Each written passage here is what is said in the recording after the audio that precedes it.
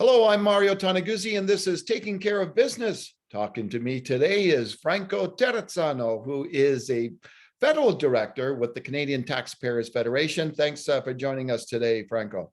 Hey, it's my pleasure. Thanks for having me on. All right, you're coming from the nation's capital today, and we're going to talk about what's happening in the nation's capital, more so on Parliament Hill, or what's not happening. Inflation. Inflation is huge. Cost of living is big, a big issue for a lot of Canadians these days. Is anyone in Ottawa doing anything about it?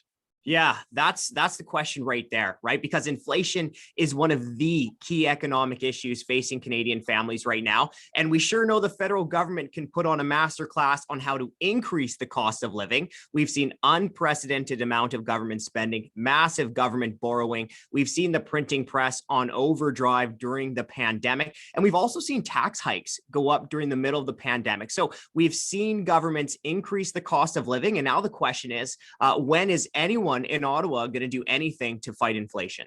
And let's talk a little bit about that inflation, more specifically on stuff. Number one, obviously, we're looking at energy prices, right? It's kind of one of the biggest costs for any individual, whether you're a homeowner or an owner of a vehicle, etc. How big of a footprint, and pardon the pun, but how big of a footprint is the carbon tax putting on that cost of living?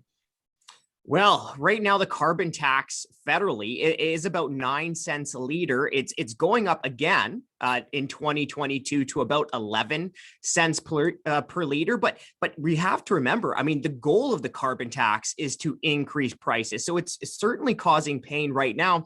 And, you know, I think we could arm wrestle about carbon taxes during normal times. Certainly the CTF is happy to do so. But we've seen the carbon tax increase twice during the middle of the pandemic.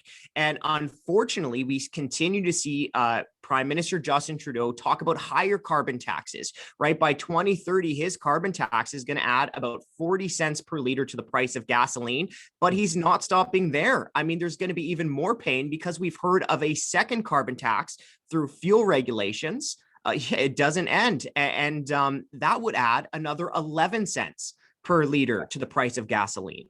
So, you know, and then on top of that, obviously, we have the massive spending, I guess, that the federal government has undertaken in the last 2 years, especially because of the pandemic. Are we ever going to, I don't know, are we ever going to climb out of that mountain of deficit and debt that has been accumulated over the last 2 years? Well, that's a great question. And there's so much to unpack there. First, let's just look at the Parliamentary Budget Officer's data. That's the government's own independent budget watchdog. And they said that under the current trajectory of the federal government, we would not see a balanced budget federally until 2070. I'll be long gone by then.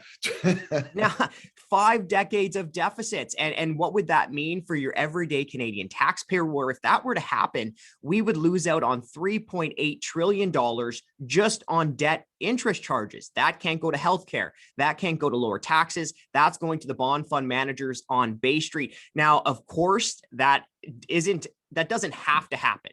Right? We could see politicians actually find the political will to reduce spending. But unfortunately, we just had a federal election where it seemed like every single major party was tripping over themselves trying to outspend the other. Yeah, exactly.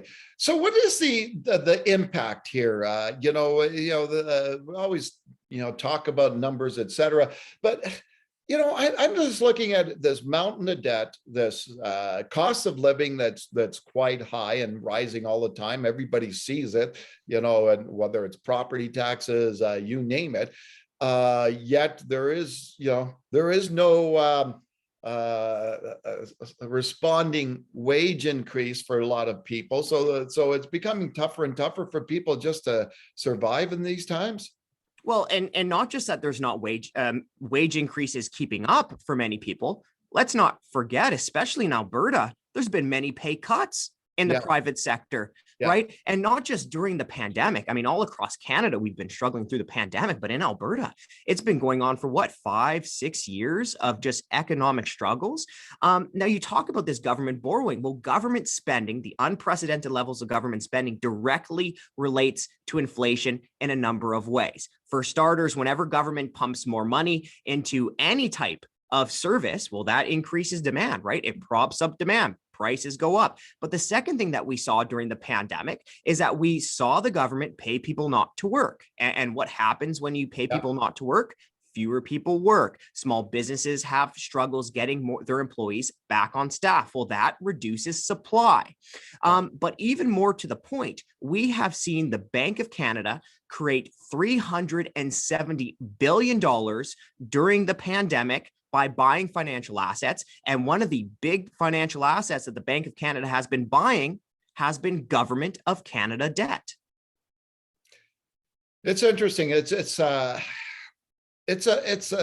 thing, a problem, I guess, that we're faced with, have been faced with for a number of years, right? And it's something that's the trajectory is going in a certain direction, and there just seems to be, I guess there seems to be no end in sight and no light at the end of the tunnel. Is there? Like,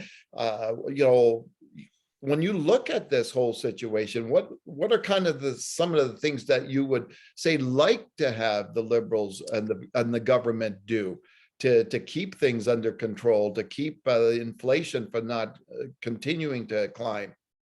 Well, there's two things that we want to see the government do to just make life a little bit more affordable for Canadians. Number one is rein in this massive amount of spending. We can't keep spending like this. We can't. I mean, Canadians right now, we're learning through inflation that there is no free lunch when it comes to government spending. But we also have to remember, it's not just this pandemic where we've seen out of control government spending. In 2018, per person spending by the federal government reached all-time highs. Let that sink in for a second. That means before the pandemic, the federal government was spending more in 2018 than it did during any single year during World War II. So certainly, when you understand that context, certainly these politicians should be able to find some savings. Now, the second thing we want to see is reverse these pandemic tax increases, give us some tax relief. We've seen South Korea just reduce its gas taxes by 20%. We've seen the government of India reduce its gas taxes. And if you look at the tax bill at the pump in Canada, it's between 31 and 42% of the pump price comes through taxes. So if you want to provide immediate relief, give us a little bit of tax relief. Yeah, exactly. All right, Franco, I appreciate your time in helping this. Hey, it was my pleasure. Thanks for having me on. All right, super. That was Franco Terrazzano, who is the federal director of the Canadian Taxpayers Federation. I'm Mario Toneguzzi. This has been Taking Care of Business. Thanks for joining us today.